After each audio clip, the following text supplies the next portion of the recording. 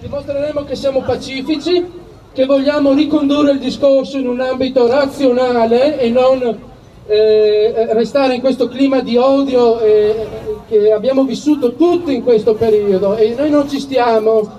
Noi vogliamo spiegare le nostre ragioni. Per noi il Green Pass è un ricatto ingiustificato, incostituzionale, ed è una discriminazione al quale non accettiamo, Quindi siamo pacifici, rispettiamo l'ordinanza che le istituzioni hanno fatto, e cioè distanziamento e mascherina, grazie, anche perché la nostra voce non sarà certo una mascherina a essere fermata. Noi grideremo e protesteremo lo stesso.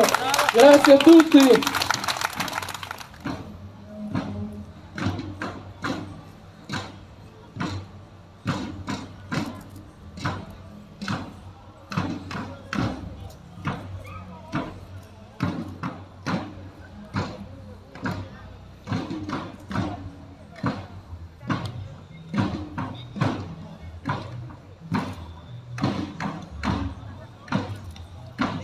Già Stefano ha detto qualcosa quando eravamo davanti alla stazione, ma noi non intendiamo raccogliere quella che riteniamo delle parole quasi, potrei dire quasi di violenza, che il nostro sindaco ha detto in questi giorni, delle parole che quando escono dalla bocca, cioè, di un'istituzione importante come quella, cioè, del comune, pesano molto.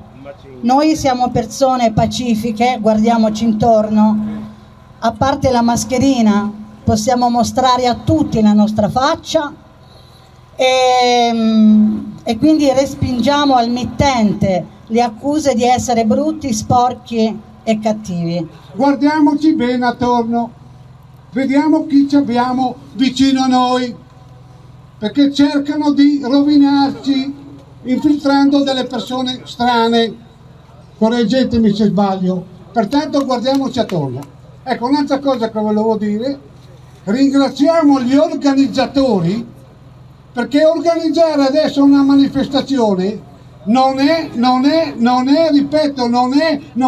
facile. Bravo! Giusto. Pertanto diamogli sostegno psicologico e anche, soprattutto anche materiale, perché c'è gente che rischia anche delle multe.